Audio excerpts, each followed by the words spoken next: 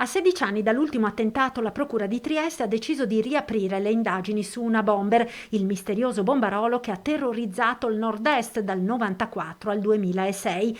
A firmare l'istanza che ha portato alla riapertura del caso il giornalista Marco Maisano e due delle vittime di una bomber, le trevigiane Francesca Girardi e Greta Momesso. Francesca era una bimba di 9 anni quando nell'estate del 2003 raccolse sul greto del Piave un pennarello che le esplose, ferendola gravemente all'occhio e alla mano. Greta di anni ne aveva 6 quando una candela le scoppiò in mano nel Duomo di Motta di Livenza.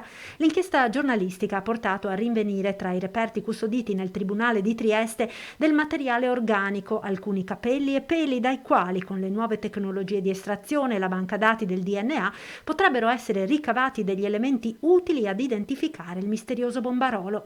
Lo sperano le vittime degli attentati, lo spera anche l'ingegner Elvo Zornitta, che all'epoca fu il principale sospettato, poi scagionato quando si scoprì la manomissione delle prove a suo carico da parte del poliziotto Ezio Zernar, condannato per questo. Ho sempre auspicato che le indagini non venissero interrotte inizialmente e venissero riprese poi, perché a me fa piacere come cittadino che la giustizia indaghi e trovi il colpevole. Questo servirà anche ad evitare qualche maligno sospetto che ancora leggia nei confronti dell'ingegner Zornitta, già considerato innocente, già anche in grado di ottenere la condanna del poliziotto che aveva manomesso le prove nei suoi confronti, ma che qualcuno ancora considera un potenziale responsabile. Spero che le indagini vadano avanti, spero che ottengano dei risultati, anche se francamente,